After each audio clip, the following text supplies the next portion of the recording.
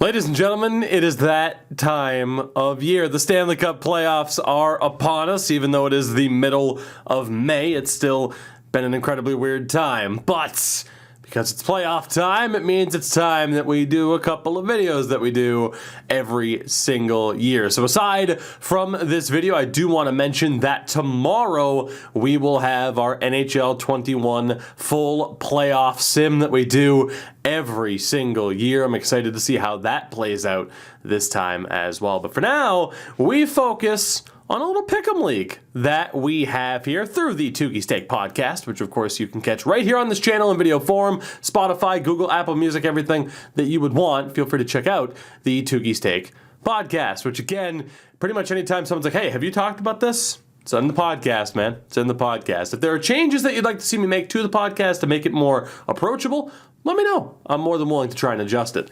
That said, you see the link here to this bracket challenge. This link will also be in the description and probably in the comments as well. We just started this up and already have a couple of people registered, so go figure. But I have yet to create my bracket and my picks, and we are going to do just that today. So this is what the challenge happens to look like this year, of course, with the major difference of the limited divisions. If you want to hear my more in-depth thoughts, I guess, obviously I'll make some picks in passing, but if you want to hear my more in-depth thoughts, of course, the most recent podcast is the place to do that. That said, what I want to do is start things off here, and we don't need to zoom in. Let's start off in the North Division. Toronto v. Montreal. And you know something here. It's one of those things where you talk about you talk about these two teams on paper. I don't know why this isn't in dark mode first and foremost. That's much better. Much better. But you talk about these two teams and what they look like at this stage, right? Especially the old depth chart. For Montreal, obviously, the huge addition of Toffoli this year. Suzuki continuing to emerge. Caulfield has, 5 points in 10 games already, which is absolutely crazy. I do like the way that this Habs squad is shaping up. But then you look at Toronto as well. And I guess to break this down, the best way to look at it is to say, okay, who has the better offense? Again, I like Montreal's offense. That said, I'm a little bit concerned-ish about some of the secondary scoring, but even then, Lehkonen, Evans, Byron, in a full 82-game season, they would have been at around 20 points. That's pretty solid. But do they have the outright firepower that a Toronto team has? They do not. Their highest scoring player hit 44 points. Yes, he has 28 goals, whereas Toronto, of course, has Matthews. They have Marner. They have John Tavares. Even Jason Spezza, not always on the fourth line, but he hit 30 points. I think it's not exactly controversial to say that Toronto gets the edge in terms of offense. That's not saying that Montreal is terrible. Toronto gets the edge there. Defensively, I'm not the biggest fan of this defense core. At the end of the day, Joel Edmondson, in my opinion, is fine. Did he overperform to where he normally does? Perhaps. 13 points this year, 10 of them being assists. He does bring that, I guess, gritty veteran playoff factor, which is a factor for sure. Obviously, Petrie started off the season incredibly hot, didn't quite sustain that same level. I think Kulak's underrated, Ben Sherratt, and then you have to rely on Romanoff and someone like John Merrill if, Shea Weber isn't fully healthy, which he should be. And I will say, to this Montreal offense, if Philip Deneau is ready to go, that's cool, but how much of a big difference is that? He hasn't had the best season. Again, that's not going to be like, oh, well, they have Philip Deneau, so they're better than Matthews, Marner, Tavares. At the end of the day, you look at that defense and you look at Toronto's. Can I say that Montreal's defense is head and shoulders above Toronto? No. Like, if you say Edmondson Petrie or Riley Brody, I'm taking Riley Brody. Muzzin Hall or Kulak Sherratt. I'm sorry, Sherratt loses that for his pair. Romanoff Merrill versus Hutton and Dermott. A little bit more of a conversation there. But at that point, the damage is already done. And I know a lot of people saying, "LOL, Zach Bogosian." Hey, Zach Bogosian brought a decent bit to that blue line this year. I think already you have Toronto with that advantage in terms of the all-around play. Not just saying who's more skilled, but you look at the grit factor as well. That whole playoff style of hockey, I think Toronto has it. Then you get to the goaltending, and it's a complete toss-up. And again, people see this, "Oh, you're a Carey Price hater." Carey Price is not what he used to be. Carey Price is also, as you can see, coming off of concussion concerns. Jake Allen also hasn't been as good as we've seen him be in the past. You look at Jake Allen, even last year in St. Louis at that .927, he hasn't been miserable, but he hasn't been amazing. Does Carey Price have the potential to be the best goaltender in this matchup? Yes. Is he? I don't know. Because I don't think Freddie Anderson's going to start, obviously. It's more than likely going to be Jack Campbell as long as he's good to go. That's a bit more of a toss-up. But again, I give the advantage to Toronto on, the other accounts here. I don't really see how you couldn't at this stage. So I have Toronto moving forward. In terms of the tiebreaker number of games, I don't think it'll be a sweep. I think you could see it end in any one of the extras. But I have to be honest here. And I know Montreal put up a fight, and Habs fans are going to rally around that thought of people doubted us last year, and look what we did. And at the end of the day, I'm not going to complain about the meltdown that I'm going to see online from one of these two fan bases when their team ultimately loses in the first round. It's going to be pretty fun. Just like, the meltdown from Caps fans and Bruins fans is going to be very entertaining for other people. I'm going to go 5. In favor of Toronto. I just don't see it with Montreal. Say what you want about, close games at certain points this year. I'm sorry. I don't see it. And again, Montreal, I said it on the podcast. I'll say it here now. Could they win this series? Yes. But I think Toronto gets over the hump in the first round this year. Edmonton, Winnipeg. 4 games. Edmonton. It's not even a question. We don't have to do the in-depth setup here, nothing. Winnipeg has been abysmal. I think winning just 2 of their last 10 heading into the playoffs. Connor McDavid, and plus, Winnipeg has injuries as well. Connor McDavid has just eviscerated the Jets when they've played them this year. And it's going to be the same thing here. Unless Mike Smith has a catastrophic collapse of form and Connor Hellebuck turns into a brick wall, Edmonton's winning this series. There's no doubt in my mind. That said, if Winnipeg wins this series, will I be that surprised? Maybe not, because it's hockey.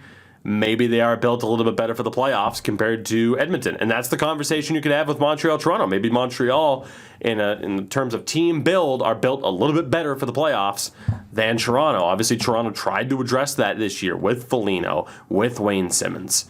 We'll see what happens there. I do have Toronto and Edmonton moving forward. They're the easy picks. They're the higher seeds. I'm not totally counting out Montreal. I'm like 99-1 counting out Winnipeg in terms of 99% of the time Edmonton's going to win this series. We'll move on to the East. Pittsburgh and New York. Now, this is interesting because obviously 2 years ago, the New York Islanders swept the Pittsburgh Penguins. The Penguins are now the only team they've made the playoffs at least a decade in a row now at this stage, and they've somehow just kept making it happen. And I think it's very similar to the Toronto-Montreal matchup, where Pittsburgh, very clearly the favorite. Are the Islanders better built for the playoffs? They certainly have that coaching style where you never want to doubt Barry Trotz. That's for sure. Never doubt Barry Trotz. That said, and I think too here, maybe this does call for looking at the teams. The Islanders aren't heading into the playoffs in the best run of form right now. And looking at what they have, it's just not a good sign of Leo Komarov was playing with Barzell and Eberle. It's not bad, but like I said, are they better suited for the playoffs? Maybe. Again, Varlamov's been amazing. I don't hate this team. There's a reason why they were a playoff team, and I think people need to remember that. Just because I think your team loses in the first round doesn't mean I think your team sucks. That said, for Pittsburgh, there's just been something about them this year where no matter the injuries or what happens, you can see this. No matter the injuries or what happens, they have found a way to stick in there and still make things happen. I think they get revenge on the New York Islanders. And in terms of the games, I don't think it's a reverse sweep. I think Varlamov steals one, maybe two. Controversial as it may be, I think I'm going Penguins in 5 on this one. Attempted to move Toronto back to 6, but we're going to go Pittsburgh in 5 as well. And then we get to the one that you've all been waiting for. Colorado and St. Louis. No, we'll do Washington and Boston. Boston Bruins are winning this series. They are. Oh, it's biased, blah, blah, blah. They're two great teams. I think this series is going 7, maybe 6. Who knows? It's hockey.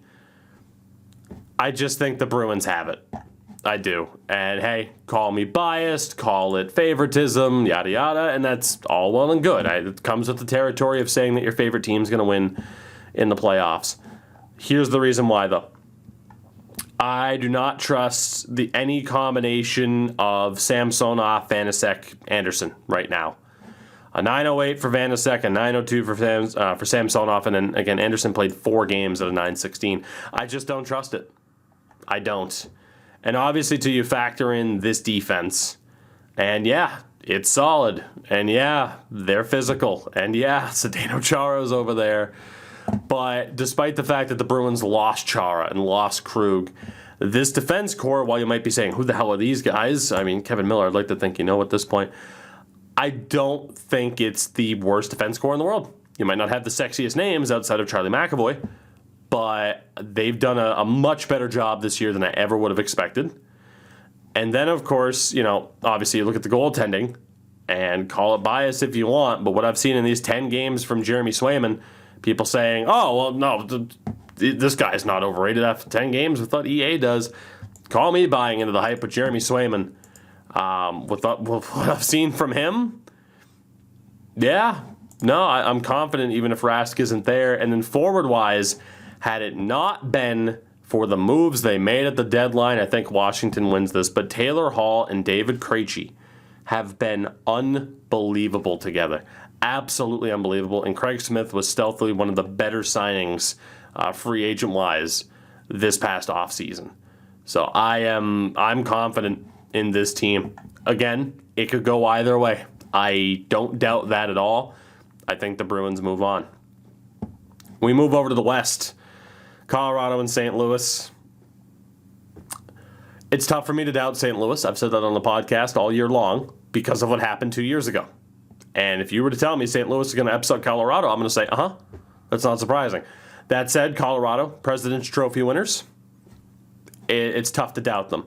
I have this series going 6, maybe 5, with Colorado winning this series. But again, if St. Louis were to win, there is not one matchup that I would find it unbelievable for the other team to win, because as I've said on the podcast, this playoffs, I mean, on paper, especially the first round here, my God, I think we are in store for some of the best hockey I think that we've all ever seen.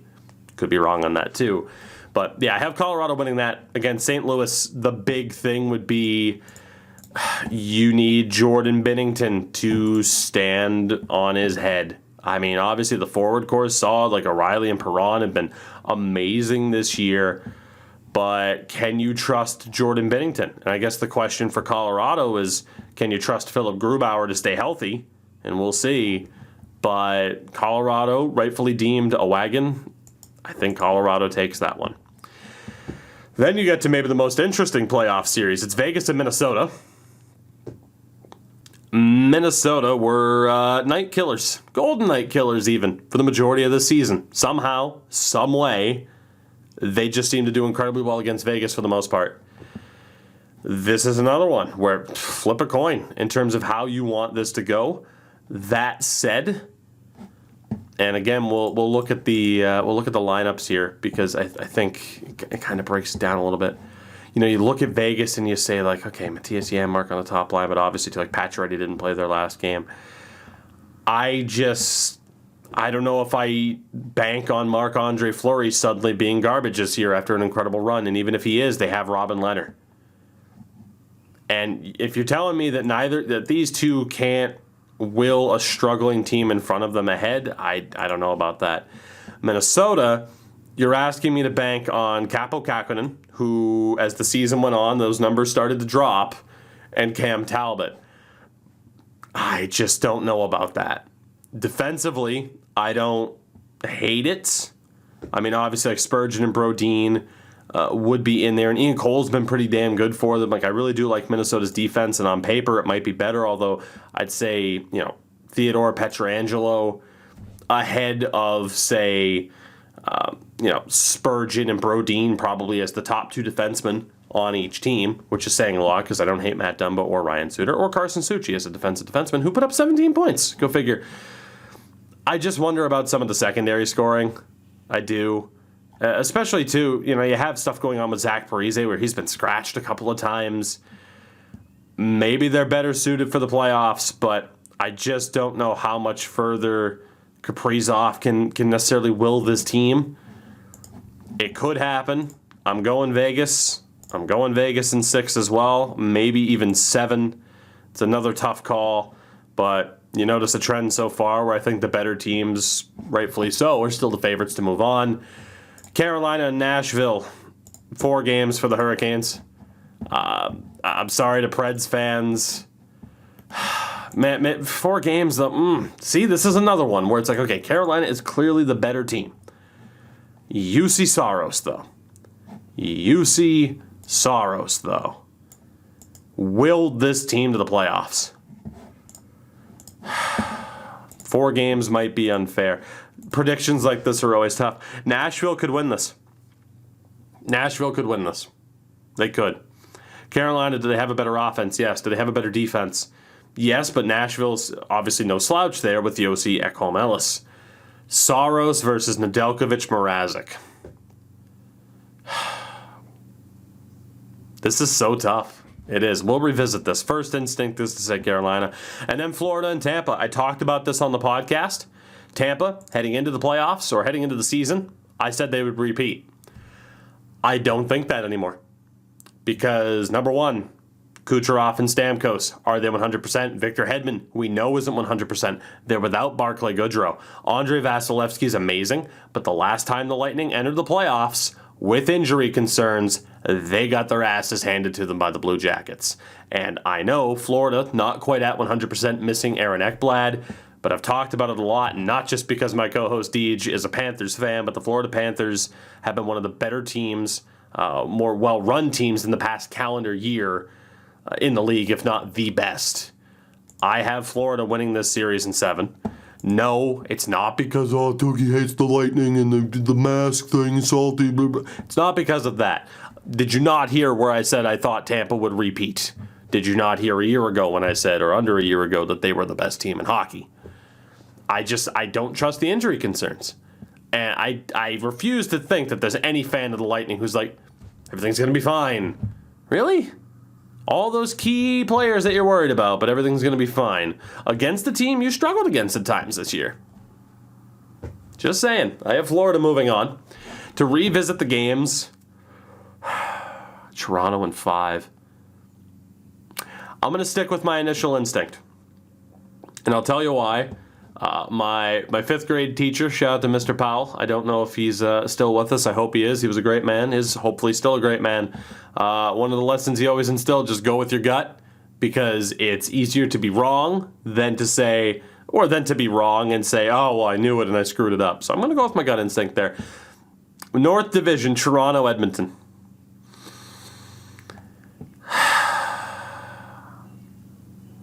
It's so tough to say. You talk about the offensive firepower. I think the Leafs have more depth in that regard. Does the star power of the Leafs rival the star power of the Oilers? Yes. The defense, some concerns there. I think if Edmonton had Klefbom at full strength, I'd say, boy, how's that going to happen? It comes down to the goaltending. Campbell, potentially Anderson versus Mike Smith and Mikko Koskinen. I genuinely don't know. I feel like, of course, Toronto is the more well-rounded team, but it's the McDavid factor right now. And to look at these teams, essentially what it comes down to, I think, is you saying, what is more likely? Matthews, Marner, and company being able to take advantage of the fact that, at least heading into this season, you have two defensive liabilities, but fantastic offensive defensemen potentially on the same pairing. What's more likely, to see those guys ripped apart or to see someone like Morgan Rielly potentially ripped apart? The defensive ability that's within that Leafs lineup, I think has to be a little bit better. But even then, I don't hate either of these two teams. I really don't. I am more worried about the Oilers' depth scoring, but who needs depth scoring when McDavid hit 104 points in 55 games? I'm going with Toronto. I think they just have a little bit more on paper, and that's all we can go for is on paper. To me, it's an indictment on Oilers management. I don't think you did enough to put the complete package together to be able to beat a Toronto compared to what the Leafs did this offseason. Again, obviously defensively, big injury to Clefbaum doesn't help. But forward-wise, even if Ennis or Yamamoto, even with these guys in the lineup, how good is that depth scoring still? Relying on 15 points in 47 games, Dom Cahoon, relying potentially on Kyle Turris or James Neal, Devin Shore as well, former UMaine Black Bear. I just don't trust that depth scoring. I don't. Then you get to Pittsburgh and Boston. Here's the problem. I think the Bruins are the better team. I trust their goaltending more compared to the relatively young goaltending core that Pittsburgh has. When you talk about the defense, I certainly don't hate Pittsburgh's defense at all. Sure, they're without Michael Matheson still, I believe, but Dumoulin, Letang, Pedersen, Marino, Roetto, Ceci, and Ceci's been good this year. I don't hate that. Can't hate the forward core. This is the pick where it's like, okay, I think Boston can hang with them and beat them. How brutal is that series going to be against Washington? How much gas are they going to have left in the tank? I truly think the Boston Bruins can win the Stanley Cup this year. But also, I don't know if either of these two teams beats Pittsburgh, because the anticipation is that this is going to be probably the most physical series of round one. Toronto, Montreal's up there. Vegas, Minnesota. Florida, Tampa's definitely up there. But you get the Marchand factor, the Tom Wilson factor, the Trent Frederick and Kevin Miller factor. I think Pittsburgh beats whoever comes out of that series because it's just too physical. That said, I still think the Bruins can win the Cup. I do. But my gut says Pittsburgh, if they make it past the Islanders, probably make it all the way to the Final Four. That said, the Islanders, their ability to shut somebody down, I don't know. I don't know. And that is the general theme of this. I do not know. Every single team on this list, is there a justification to say they can win this title this year? Yes. Even Nashville. Bottom of the barrel for me, Nashville. Right alongside Winnipeg. I'd probably have Winnipeg maybe, actually, I don't know where I'd put them because of the defenses. Winnipeg, Nashville are my bottom two. And Nashville, it's just because UC Saros. Winnipeg, Connor Hellebuck. It's tough, but I'm going to go with my gut here. And that's what I'm going to say. The West. How the hell do you pick between these two? Right? How the hell do you pick?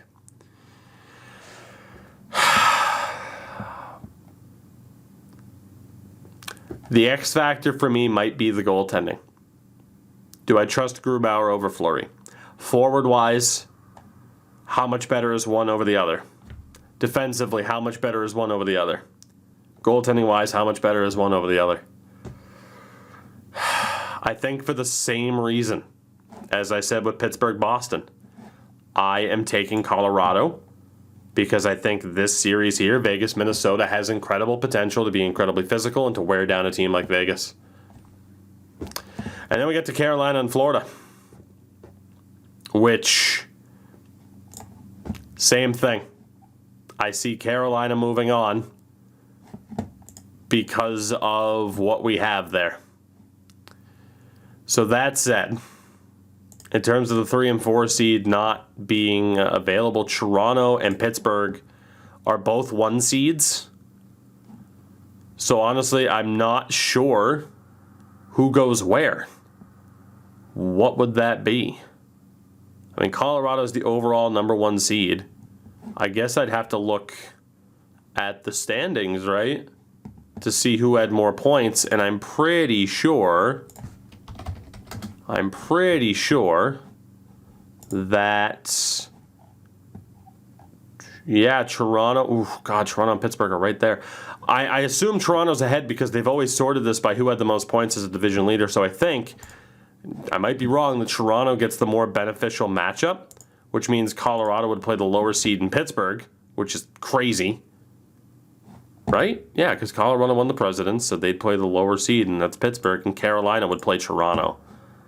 The David Ayers series. If I'm wrong on this, hey, it is what it is. It's all for good fun. Wow. Wow. If that's the Final Four, any combination of the Final Four would be incredible. Colorado, Pittsburgh first. It just has the feeling that some teams' magic has to run out. And man, think of that. Sid versus McKinnon. God, that would be so good. I'm just thinking about the teams in general and how well-rounded they are, quote-unquote, built for the playoffs. My one concern, obviously, is durability, especially with Colorado, because last year they fell apart. That's why they got bounced.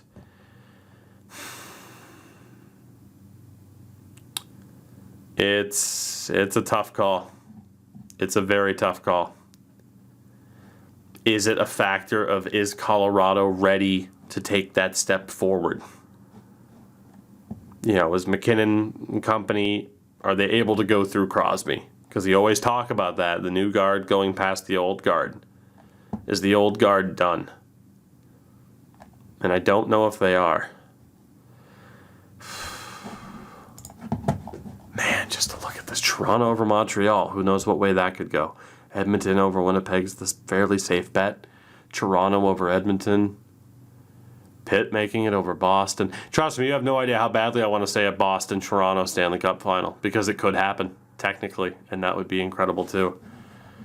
I don't just always want to pick the higher seed, of course. I'm going to say it. I'm going to say it. I think teams... God. For the offense, I feel like they equal each other out. I trust Colorado's defense more. Maybe. Yeah. Do I trust Colorado's defense more? Dude. The bottom line is I am so excited for these playoffs because this is nuts. The defense is so good.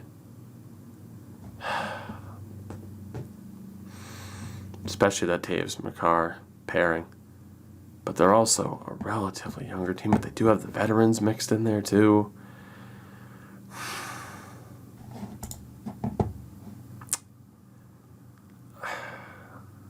I'm going Colorado over Pittsburgh. It's close though. And then Carolina, Toronto. Toronto has a better offense. Carolina probably has the better defense. And then goaltending is a complete toss-up. But there is something to be said about Carolina running a rookie goaltender. Because we've seen it before.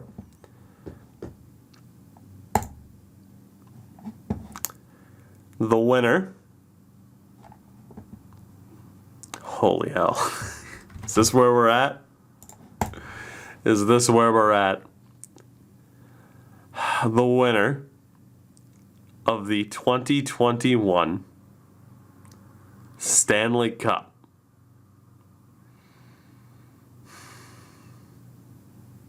Either way, I'm going to get accused of memeing. Toronto made it this far just to lose. Haha, Tukey. Toronto won. Haha, Tukey. You're trying to jinx them. The winner of the 2021 Stanley Cup